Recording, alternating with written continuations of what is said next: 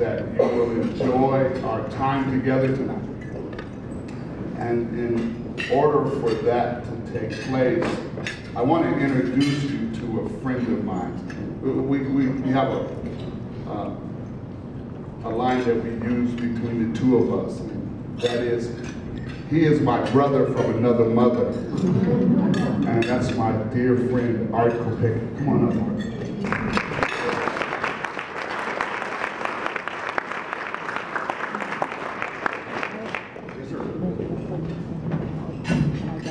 And my dear friend, Art Kopecki.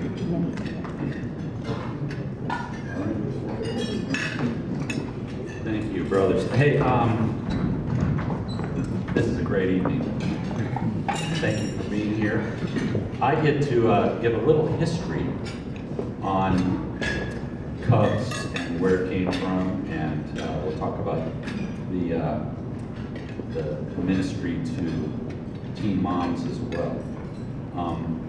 About, I don't know, 10 or 12 years ago, Marvin and I met each other and we started a little teleos group down at the dad's office, and we've gotten, usually those groups are 6 to 8 guys, and I don't know what's happened. We had a spasm there, didn't we, Marvin? We're at about 25 or 30 guys, and so we've become a small congregation. It's pretty fun. But out of that, Connie Jacobson, who founded Teleos and who I worked with for 20 years, had this idea about 5 or 6 years ago to blend the work of dads and Younglife to reach kids in the Rainier Valley.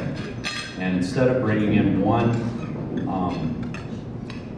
person to be an area director, the idea was to really equip and train and release 5 or 6 or up to 10 guys, we're at 6 guys now, who have come through dads, who have lived in the community, who are known by the community and by kids, to reach out to those kids in the name of Christ. And that's really what the Cubs have done. When Connie passed away, it'll be 4 years coming this January 3rd since Connie's passing, and I know a lot of you knew Connie, and one of the key mentors in my life, and I think in a lot of our lives.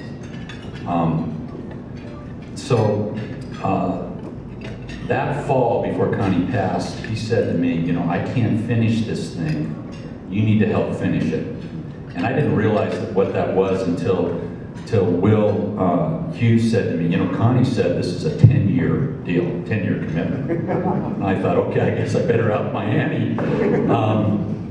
And we're on our 5th year now. And these men have spent each week, each school week on Mondays in the school just as a presence. They've been in math class, they've been in social studies.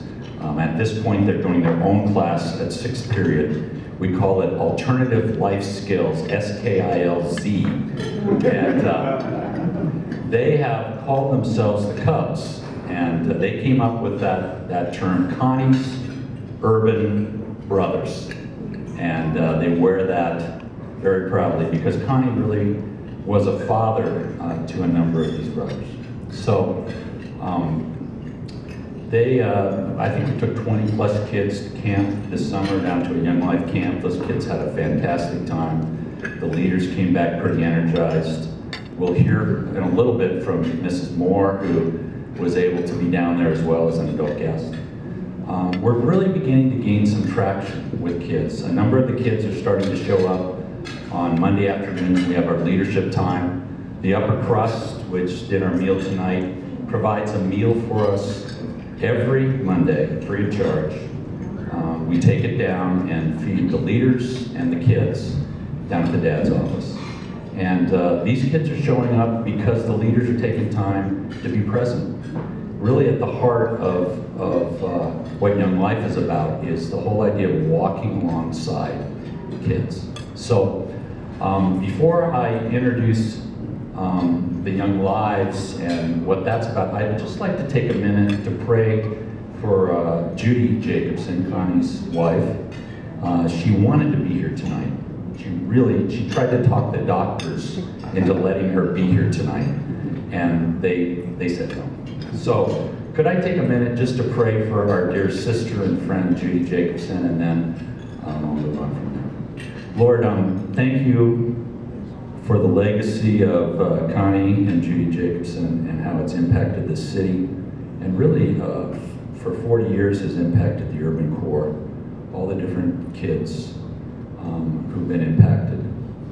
We lift up Judy to you tonight, that you would heal her body, heal her lungs, give her your grace and your strength and your joy tonight. We are grateful for her, and we're grateful for Connie and the legacy he's left in all of our lives.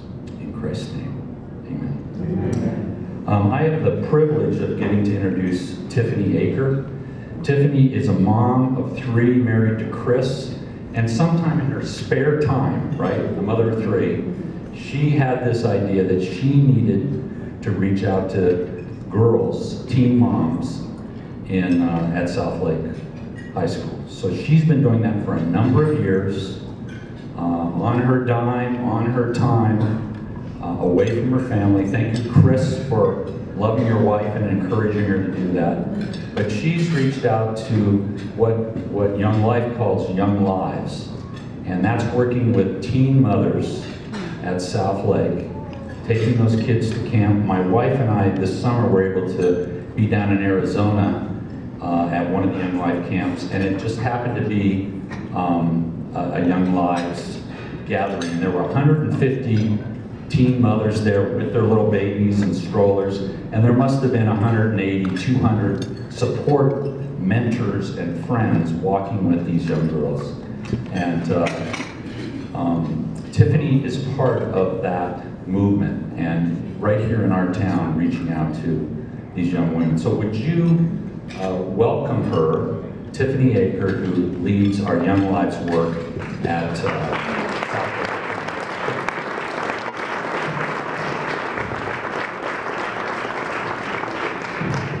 Good evening. Thank you for being here. I only have 4 minutes, but I have like 40 minutes of material up here. I just thank you. It's so good to be here and see these faces from different places. South Lake, from my church community, Emerald City Bible Fellowship, from my mom's group, and my old Seattle Pacific University days with Tally. It just reminds me of all the different ways that God, the moments where it's led up to this, and He uses each experience and season of our life to bring to this. So it was a few years ago that I started praying, because this kind of came about. I came to know the Lord through Younglife in high school, and I think it's a great model, but I really didn't want to just take this cookie cutter program and bring it to my neighborhood. I wanted to just start by praying and meeting people. So I kind of went about it the wrong way, but I just said, hey, can I come to this school where there's a bunch of young moms and meet them? And it turns out that the program really does fit in pretty well, because it's based on relationships. And so we now have a club that meets once a month with homemade dinner, which is amazing because a lot of these young moms don't get homemade meals every night. So we sit and eat family style, which is another thing that is really special. We have childcare, so they get to just laugh. We play hilarious games because laughter is healing, and they're also still just teenagers, even though they're moms. So it's a lot of fun. And we also have deep conversation and talk about who Jesus is, which is often not the Jesus that they've heard about, or the church. Some have had grown up in a church where maybe they were judged and didn't feel welcomed anymore once they became pregnant or made different choices. So I think I'm just supposed to be introducing my leaders, but that kind of happened. So club's awesome, and after camp, we've decided to start a small group. Going deeper. We don't know what we're going to call it, campaigners or Bible study, but just talking about real life and the Bible and how Jesus comes to give us life and what that looks like. So I would like to introduce my leaders, Mary Davis and Jenny Steinke and Ashley Thorderson, if you would stand up so that people can see you.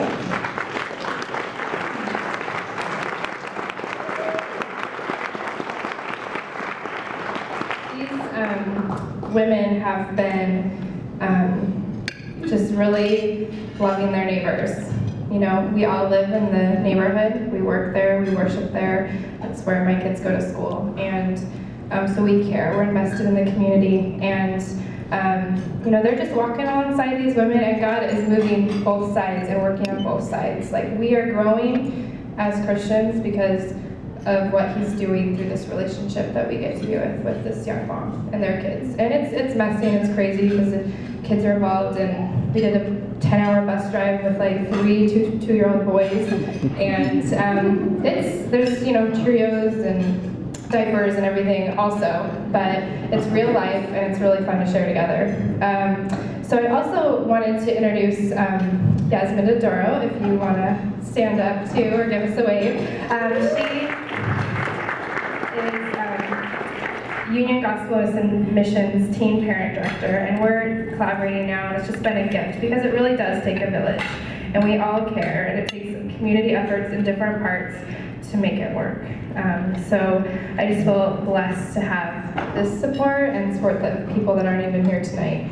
And I get introduced to you, amazing Mrs. Spencer. She is going to come up and talk a little bit about Younglife. She works with the teen parents at South Lake, and she is a devoted teacher. She is at weekend events, evening events. She's passionate. She goes above and beyond, and I love being in her classroom.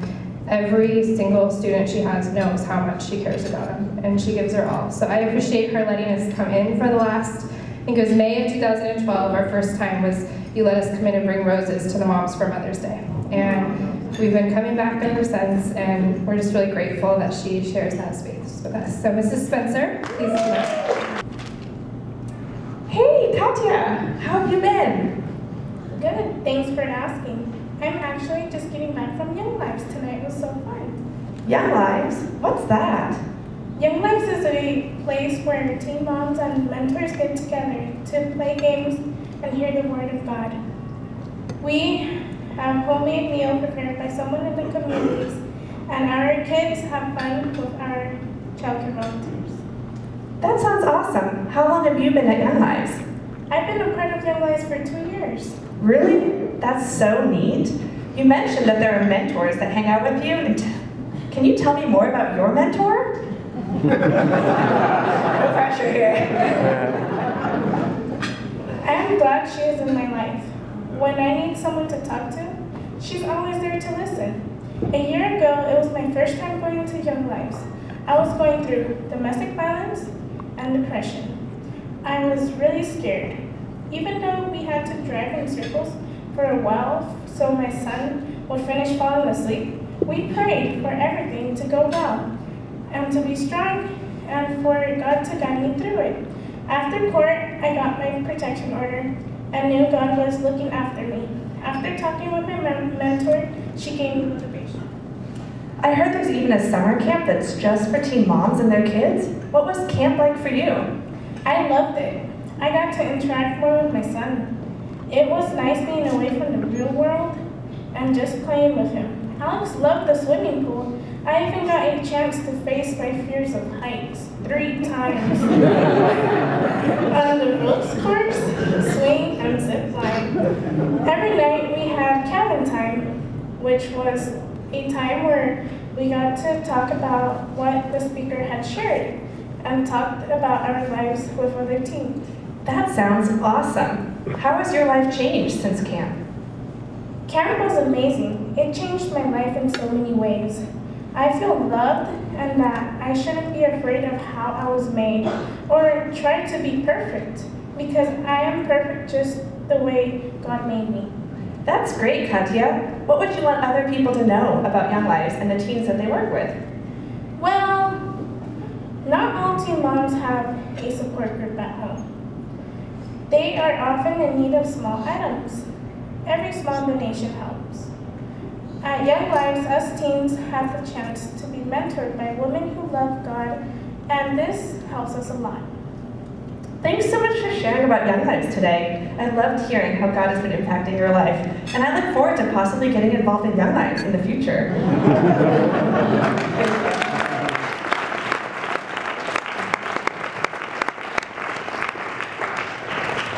asked us, basically, would we commit for 10 years to working with the kids in our community? And you know, I thought at the time he was asking, wow, 10 years, that's a lot to chew on, you know, because you don't know what life's gonna bring. But I tell you what, it's 5 years in, and it feels like it was just yesterday that I was sitting across the table from Connie and he asked me that question. And it's just amazing the impact that we've been able to have on the hearts of these kids that are just so stony-hearted when we first meet. And it's just amazing, Miss Moore, that you trusted us and you gave us the opportunity to walk with your babies. And I know how much you feel about folks coming into your school. So yeah, Miss Moore is mom for real. And so we're just so honored. So I was gonna do a little bit of an interview. I was driving in to work this morning. It was so funny because I'm like, God, you know, what am I supposed to say to this group of people? You got me going up here. I always say yes to things and I don't know how it's gonna turn out. And you know, and he comforted my heart because he basically told me, I got your back. Just show up, do your best. And there was one of our young men that we asked to kind of do this interview process yesterday. He's like, oh, no, I can't do that. I'm not, no. And I was like, oh, so God, what am I do about that? Because now I only got one kid and I'm supposed to have two. And so I wanted to introduce one of the young men that I've been walking with for about a year, Sebastian Huff. Would you come on up? And in the absence of my other young man that we love so dearly that didn't make it tonight, God told me early this morning what I really want you to do is show the lives of a child and a cub. So we're going to ask Greg Adams to come on up. And you are part of this interview process today, sir.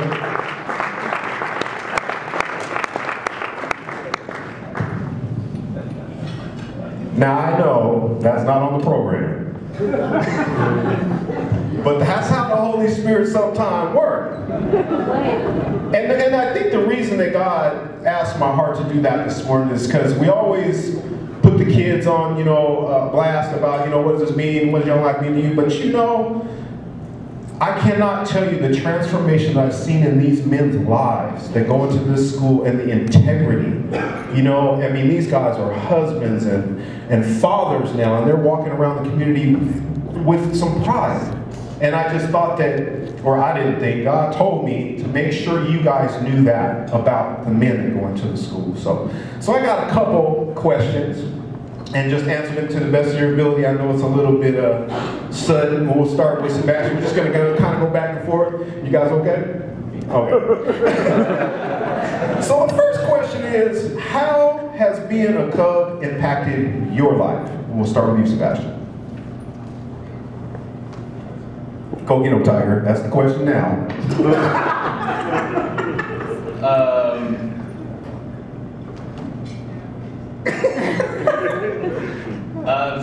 How being a cub has impacted my life. Where do I start? At the beginning. You sure? We're going to let you marinate on that, sir. How about you, Greg? My take on it is it's been an opportunity for me to share some of my experiences and be involved in young men's lives that need a hug. They need somebody just to lean on. They need somebody that can be consistent and show up and be a part of their lives, which is something they may be missing. It was missing in my life. I don't have my father, it hasn't been in my entire life. So what I've been able to do is just create a group of men around me that give me the same type of strength that I can imagine a father would give, and just brotherhood. So being able to just share some of my experiences with some of the young men that are kind of lost, it's like a purpose. So I'm really honored to do that as well. Give that a shot there, sir.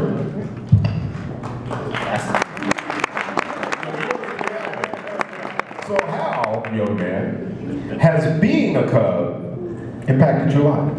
Just one way. And this brother right here and this brother right here is two prime examples of how it's impacted my life. I was spiraling down a terrible path. And like the pivotal point of knowing these men is when they helped me get out of jail, and they were there for me. They didn't criticize or anything. They're like, you know, we're gonna walk this out. We're here with you 100% of the way. And I never had anything like that in my life before. Throughout thick and thin, from like just like picking a color for a jacket to getting me out of jail, helping me get out of jail. They're there for everything, and I love it. And you know, for me, as a guy that, you know, gets to hang out and be a part of these guys' lives, and I don't know what I'm doing. I'm flying by the seat of my pants most of the time, but I can tell you, just last night, I had 3 of these young men in my car, tried to drive them home, and the conversation, and I tell you, that's when the real ministry goes on, is to me on that ride home, where you get that moment before they get out the car. And one of the things that's always touched me about Sebastian, we have this little thing with each other. We always say, you know, I love you, right? And that means the world to me. Okay, I wasn't gonna cry. But no, that's where the real ministry goes on for me, is that ride home. And just having y'all 3 in the car last night was amazing. Anyway, so the second question, I know we're trying to keep a timeline here. So has having fathers from dads in your life been helpful in your walk, your daily walk? Without a doubt. Like I was saying, I don't know how far I would have made it without these brothers in my life. They just help me get through day by day. If I'm feeling a little iffy about things, I just pick up the phone, call Will, talk to Marvin, and just be like, hey man, I don't know about this. What do you think? And they give me their input. Honest input. Honest. No matter what, they go, hey man, that sounds stupid. You don't need to do that. You need to go home. All right, I'm gonna go home. And then I just take their advice. I know they love me and I love them.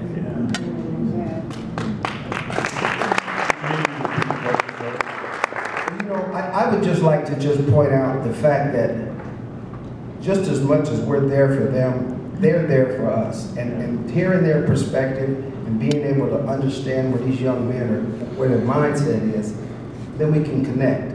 We build this relationship where we communicate with each other, and as we go, you know, further along, we develop a trust, and they believe that they can talk to us and come to us, and we feel the same way with them. So it goes both ways. I really just like to point that out. Okay, and the third question, just answer this to the best of your ability in terms of your present circumstance, and, you know, has being a Cub opened up any opportunities for success or a path of success for you and your family? And by the way, Sebastian is one of those young fathers who was in Miss Spencer's class, and he has a beautiful young daughter, and he is walking out being a father and going to work every day, and just, you know, I gotta say, for me, that's just amazing. Go ahead, man. You know I love you, right? That's right, man. I love you too, Did you need to repeat the question, sir? So has being a Cub opened up any opportunities for success for you and your family? Well, the biggest opportunity is probably being able to work at Costco. Just walking with these fellas, not just for Costco, just meeting people in general that I never thought I would meet, that I had no idea who their name was, what they did. Just come into my life, and these opportunities continue to open every day, every single day, not just for me, but for anyone that walks through the doors at Dad's. Just show up, do what you need to do, and, you know, they're there for you. That's all I can say. And to focus that thought of, you know, he says he works at Costco, so, you know, you know I love you, right? You know, she treats us like her babies too, though, so we kind of special. Thank you, and good evening, and what a pleasure and a privilege it is to be here. We are just blessed, as Ms. Spencer indicated. That's one of the things that we talk about as we greet our students every day, is how blessed we are. How are you, Mrs. Moore? I'm blessed and I'm highly favored. And I say, and yes, you are too. Because they need to know. They need to hear it. Because they are special. And to give us the privilege and the opportunity to work with them is truly a blessing. So, I don't want to get choked up here. But we love what we do, and we do it because we believe that that is our calling. And yes, it is South Lake High School. But you know, everyone who goes through South Lake High School, they can't help but know that they are loved, that they are valued, and that they are appreciated. Because that's what we do on a daily basis. They are special, and we love our children, and we want the best for them. So we're thankful to have had the opportunity to go to camp this past summer. I had a ball, didn't we, Jeanette and Sarah? We had a ball. And just to see our students have that opportunity to move away from the city and all that the city entails, and I'm going to say this because it was troublesome to me this afternoon at a graduation. It was a pleasure to have 4 of our young people participate in the graduation, 2 young men and 2 young ladies. But the auditorium at the John Stanford Center smelled like a marijuana place. And to have our students away from all of that, and I was looking at the video again, I've seen it several times. Thank you, Will, for putting it together for us. Appreciate that, yes. But when I looked at the guys who were at camp, it hit me. No drugs. No marijuana. And that's why dads is so important to South Lake High School. Yes, I'm like the mother hen at South Lake. And my students and my staff know that I'm very nosy. I make no bones about it. Because I want to know what is going on. I want to be involved in their day-to-day lives. But when you give our students an opportunity to experience something that they've never fathomed, for many of them who have never been out of their community, even going to the Puyallup Fair is a big deal. So you can imagine what it's like to take the students to Antelope, Oregon,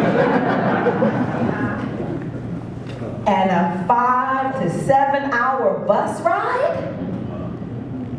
It was just something that they could not imagine, and they had just a fabulous time, as we have. So we have been given an opportunity to take more students from South Lake High School to camp this summer. We have put together a South Lake Challenge.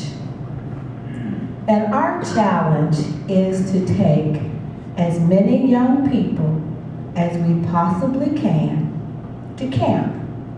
The challenge is that those students must earn at least 1.5 credits each quarter. That's full credit. they must have at least on to camp.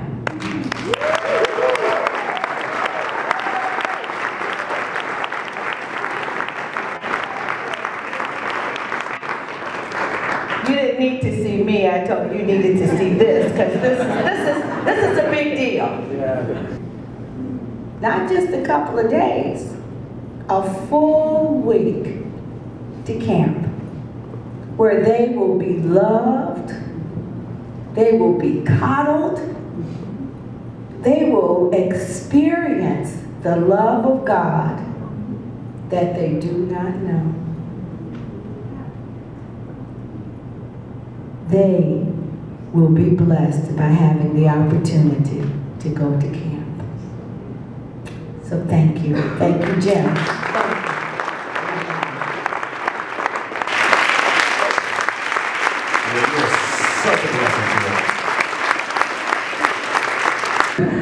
And the funny part about it is, Jim might not tell you the story, but the reason why is there were some kids that were really ornery from Ballard, and they had basically kicked the leader out of the room.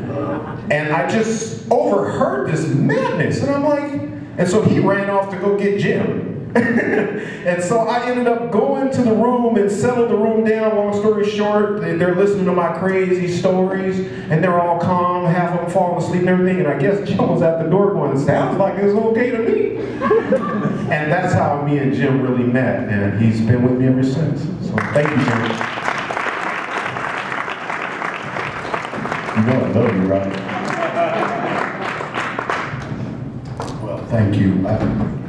46 years ago, I wandered into my first Younglife club. I was 4 years old.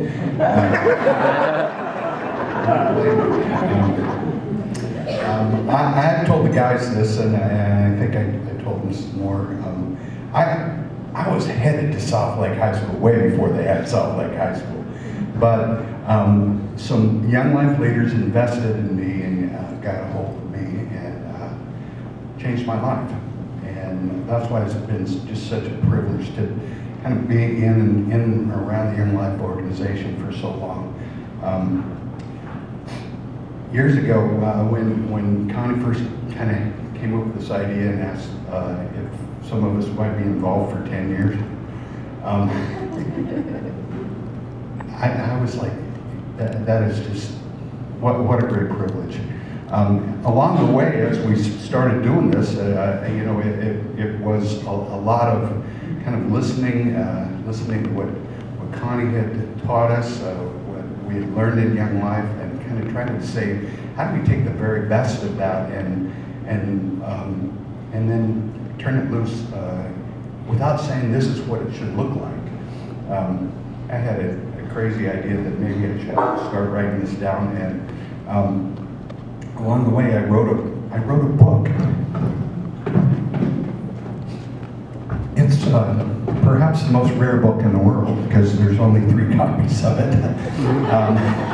But it works for me. And really, what I'd like to do tonight, I'd like to bring Brian and Lori. Would you guys come up as representatives of the Jacobson family?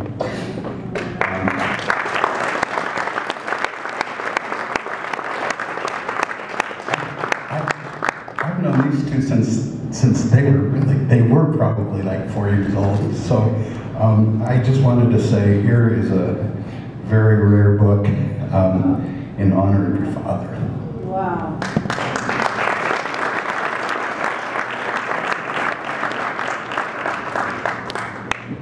They're asking what the title of the book is.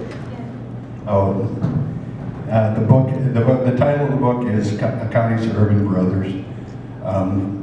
The work of unlikely leaders with at-risk adolescents. Wow. So, if you read it, you'll be like the third person in the world kind of. Thank you, Jim.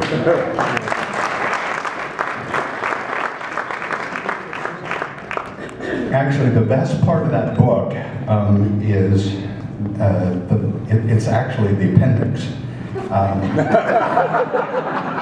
the appendix really is the story of the Cubs. their individual stories. And just being with these guys has changed my life dramatically. It has taught me more about what it means to follow Jesus, what it means to be, to love one another. And it's just a great privilege to introduce you all to the Cubs tonight. So I'm going to ask them to stand, hold your applause till the end, and we'll give them all a big round of applause. Greg Adams, Terrence Charles, William Haynes,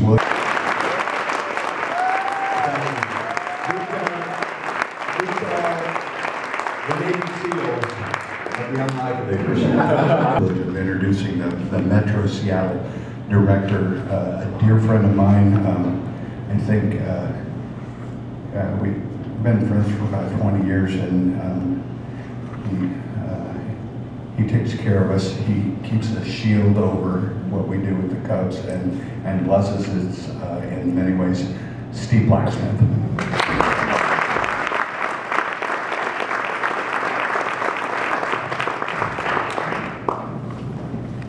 Let me just be the last, and to thank you so much for being here tonight. And I hope you've enjoyed the evening, revealing a bit more of what God's been doing here in our city. And I've got a role as well tonight. And at every Young Life banquet, there's usually somebody that gets up towards the end to kind of talk a little bit about how folks can be involved. And I actually was just up in Alaska. I got to speak at 6 banquets in 10 days. And, it was awesome. And I saw 2 moose and more bears than I cared to, mostly in my dreams. They were chasing me. And I told them there's a lot to be afraid of in Seattle, but it's mostly people. It's the wildlife up in Alaska that was just really frightening to me. So I was talking to some of the guys from the Cubs today about being up in Alaska. I like being back here in Seattle. It just works well. But you know, one of the things that I've shared at every one of the nights up there is true here as well. That usually there's at least 3 things that we would hope would happen at any Young Life banquet. One is that we would celebrate. It's good to take time each year to celebrate what God has done in the previous year. There's always time to ask God for more. There's always time to think one more kid, one more thing. We want to do that. But tonight we got to celebrate what has happened. And we talked about 10 years. And Connie, to tell the full truth to everybody, Connie said, I want you to commit to 10 years even if you don't see any fruit. Yeah. But we have seen fruit. We have seen incredible things happen in a really incredible partnership and collaboration. Young Life can't do this. UGM can't do this. Urban Impact can't do this. Dads can't do this. The school can't do this. We can only do this. The kingdom of God can do this together when each one of us plays on that part.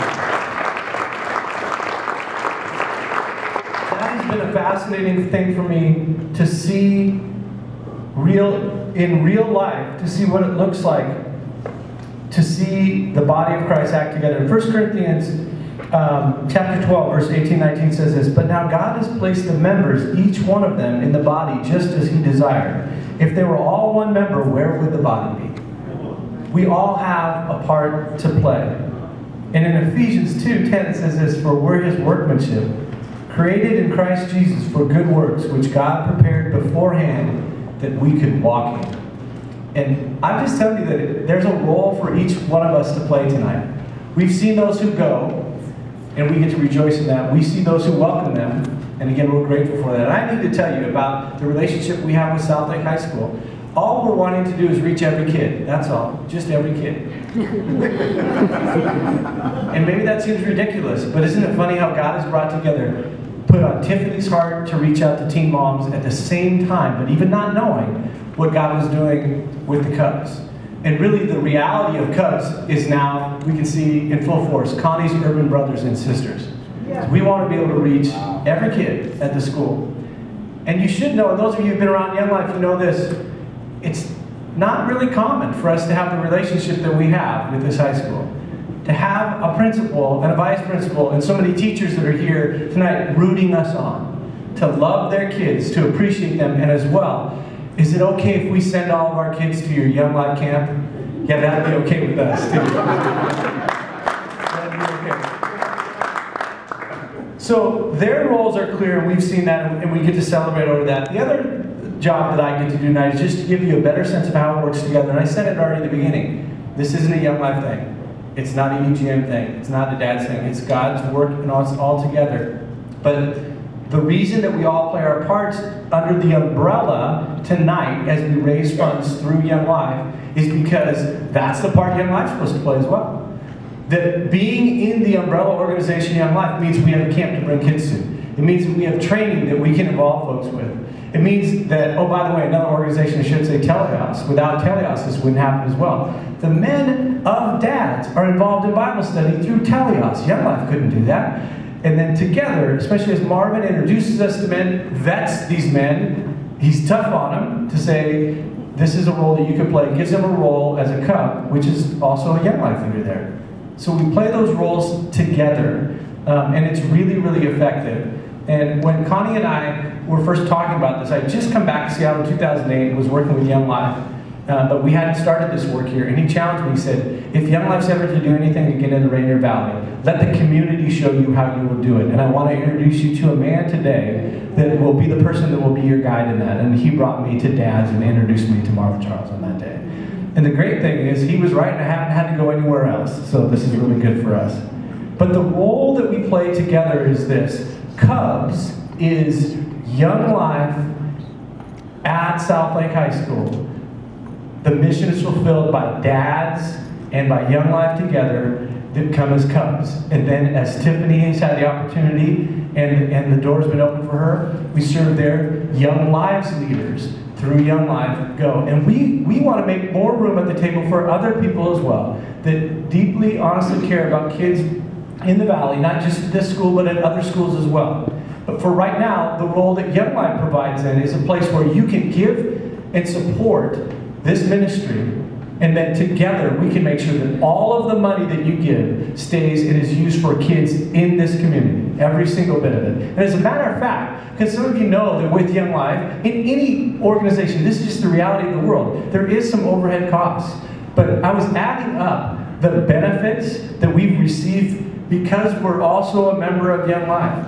Do you know that in the last 3 years, over $17,000 of campership money, either to Young Lives girls, our Young Life kids at South Lake High School, or also paying to make sure that the leaders could go, have been made available to us through the ministry of Young Life outside of just Seattle, because we're a member of Young Life. Everybody's got a part to play. And so, one of the roles that all of you can play tonight is I would encourage you to partner with us generously, to give up your time, to give up your life, to give up your finances, to give even more generously than you were thinking when you walked in here tonight. I can't think of anything that's more valuable that's happening in our community. And I don't say that to disrespect other things. I'm just saying it's tied with whatever else you see that's working really, really well in our city. It's impactful. The door's open for us.